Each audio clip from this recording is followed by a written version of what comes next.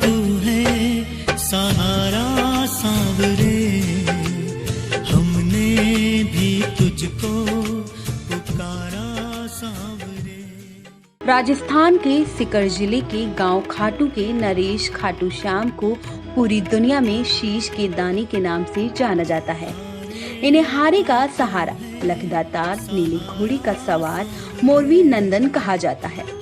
सिलीगुड़ी में प्रतिवर्ष श्याम प्रभु का उत्सव मनाया जाता है।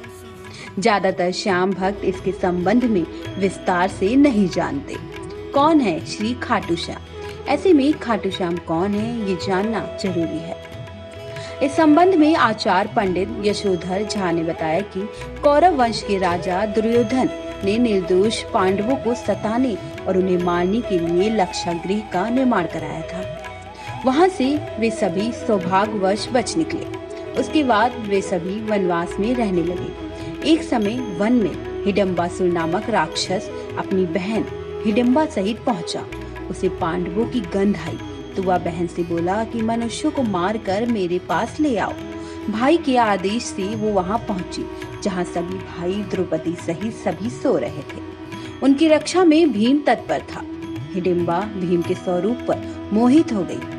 उसने भाई की परवाह किए बिना ही भीम को अपना पति मान लिया। जब वहां हिडिंबासुर पहुंचा तो बहन को सुंदर स्त्री के रूप में देख क्रोधित हो गया। भीम के साथ हिडिंबा का गंधर्व विवाह हुआ। हिडिंबा गर्भवती हुई और पुत्र को जन्म दिया। बल रहित होने के कारण उसका नाम घटोत्कच रखा गया। उसके बाद भीम को छोड़कर हिडिंबा चली गई। उसके बाद घटोत्कच भी वहां से जल्द ही श्री कृष्ण के कहने पर मणिपुर में मूलदैत्य की लड़की काम कंटका से उसका विवाह हुआ। उसका नाम बर्बरिक रखा। बल की प्राप्ति के लिए उसने देवताओं और देवियों की आराधना कर तीनों लोकों में दुर्लभ बल प्राप्त किया। उसके बाद देवियों ने उसे कहा कि वो विजय नामक एक ब्राह्मण आएंगे जिससे तुम्हारा कल्याण होगा।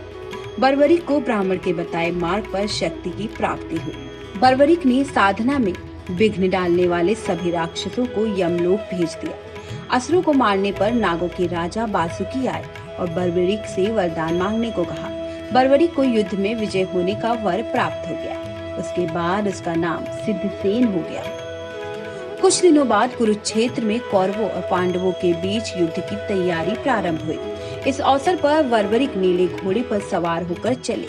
रास्ते में श्री कृष्ण ने बर्बरिक की परीक्षा लेने के लिए ब्राह्मण वेश में पहुँचे। युद्ध के संबंध में जब पूछा कि तुम किसकी ओर से लड़ना चाहते हो तो उसने कहा जो कमजोर होगा उसके पक्ष में। भगवान श्री कृष्ण ने कहा कि तुम 3 ही बाणों से सारी सेना को कैसे नष्ट कर सकते हो। तब बर्बरिक ने कहा सामने वाले पीपल वृक्ष के सभी पत्ते एक ही बाण से निशान बनाएगा और दूसरा उसे वैध देगा। इस परीक्षा में भी उत्तीर्ण हो गया। कृष्ण को लगा ये तो एक ही बाण से सभी को यमलोक भेज देगा। ब्राह्मण बने कृष्ण ने बर्बरिक से कहा कि मैं जो मांगू मिल जाएगा। बर्बरिक ने हाँ कह दिया। उसके बाद श्री कृष्ण ने उसका शीश दान में देने को कहा।